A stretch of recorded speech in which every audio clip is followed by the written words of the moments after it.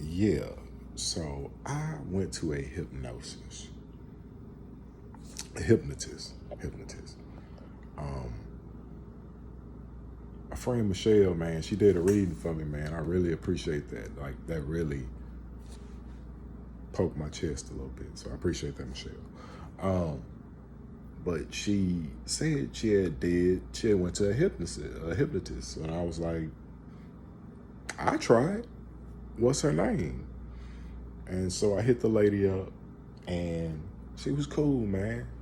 She was cool, and we was going through like things that I feel were picking at me in my spirit.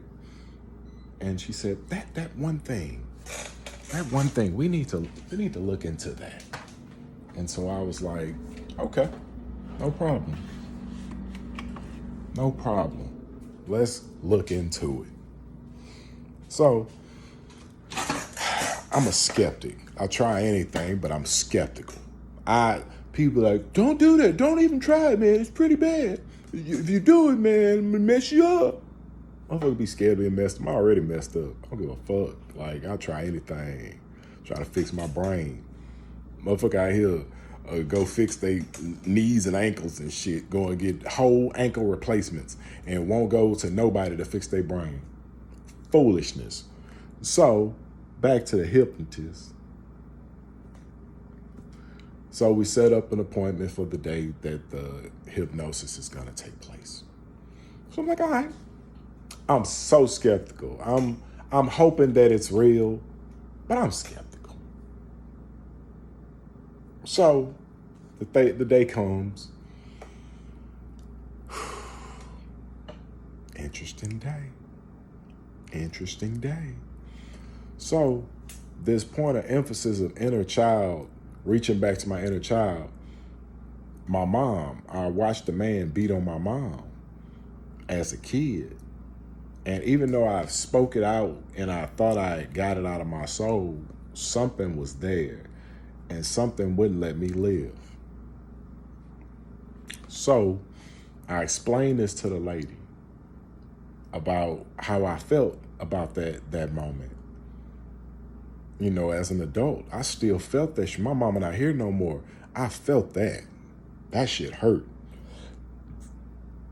And I just couldn't get past it. So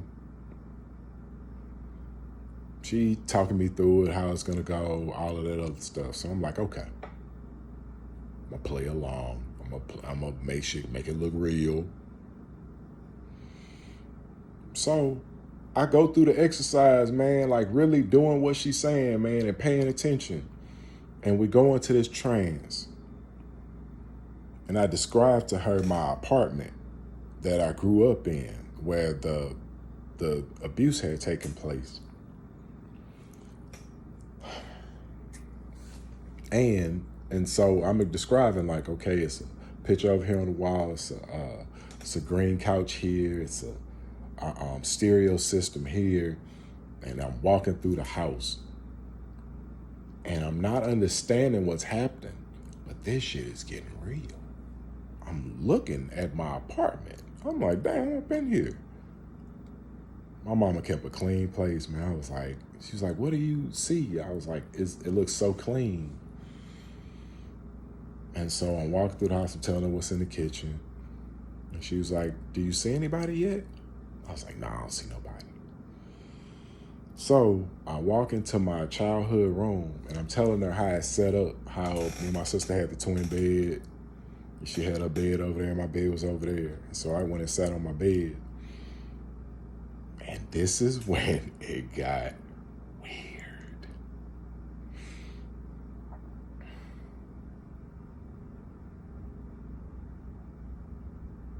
She said, what do you see? So I'm sitting on my childhood bed. So she's talking me into this room and I came and sat on my childhood bed. She said, what do you see? And so I looked over and I saw my sister, my childhood sister. I'm looking at her. And she just looking at me like she was just smiling at me, like she didn't say nothing. Remember, we're in my world, so this is my trance. And so she's like, do you see Apache? Now, before the trance starts, you see a picture of yourself, so you're envisioning yourself as a baby. So I'm in the trance. She say, do you see Apache? And I turned around, and it was little me.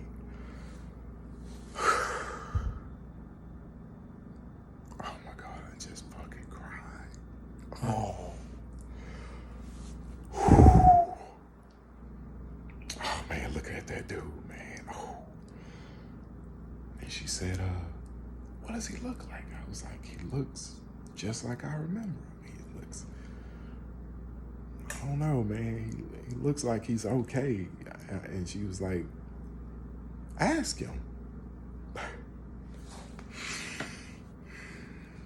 And I said, how you doing?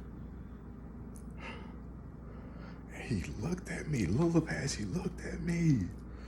He said, man, I'm so tired. I'm so tired. And as an adult, something was happening.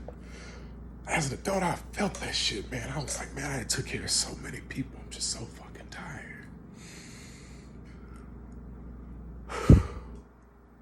So, still going through this shit. Now it's real.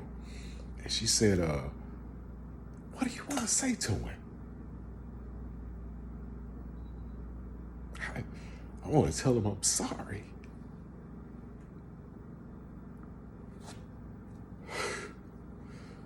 I was like, I want to tell him I'm sorry, man. Like, I didn't know I had left you like that. Like we had dreams, bro. Like, what happened? He was just like, I just been here. And I'm tired. And man, I held him and like, he just cried. And I was just like, holy shit, what the fuck is going on? Oh my God. I'm just sitting here. Oh, the lady, I'm feeling myself uncontrollably crying and my nose is snot. And she was like, don't open your eyes. And I'm just wiping the snot away. And I'm still going through it because I got to go through it. Like, this is the healing part. You motherfuckers be fake healing, nigga. I'm over it. No, you not. So, after he was done crying, I put him down. And she was like, what does he want to do? Does he want to talk? And so I was like, what do you want to do? And so he wants to go outside. I always want to go outside. I always want to like be on the porch or some shit. If I was on punishment, hey mama, can I go on the porch? So I would just be on the porch, man, because I was always on punishment. I was always doing some dumb shit. So I'm on punishment, man. I'm on the porch. So I'm on the porch, man. I'm just talking to him. He's just like leaning on me. Just leaning like, man, thank you for coming back for me. Like, thank you. Like, he was just like, and I'm just like leaning up.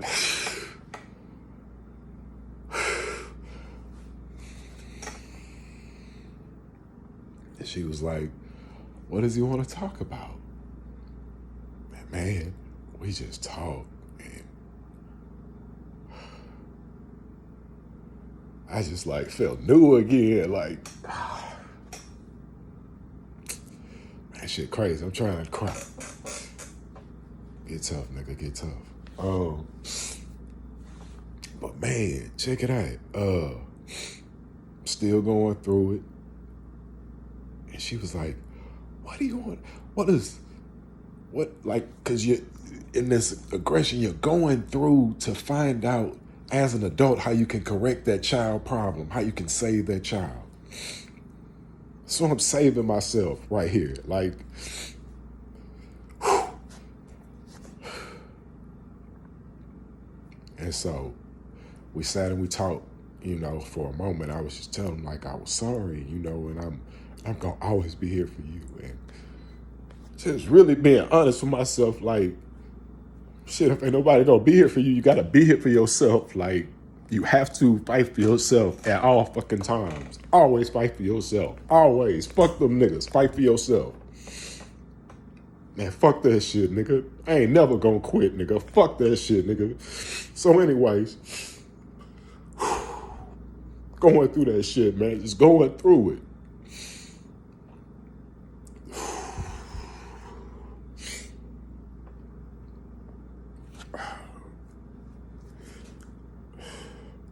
So I come out of it, right? And she talking me through it. And like the most important, I'd be like hanging on to what people say. Because that should be important. Like you gotta, if you miss what people say, you miss them details, man. And so she said, what happened today was huge. And so it's gonna be like picking up a rock and throwing it in a pond. It's gonna be a ripple effect. So when I was telling my wife the story of what had happened, I'm just crying again. Like, I hadn't cried in front of my wife since my granny died. And I just became real hard.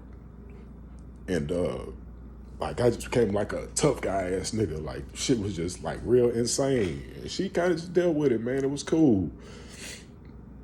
But man, just like expressing that shit, how I was going through that movement, like,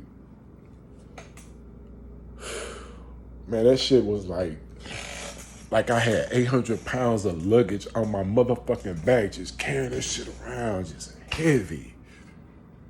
Man, I took that shit off, nigga, it was just breathing, like, man, your heart be different.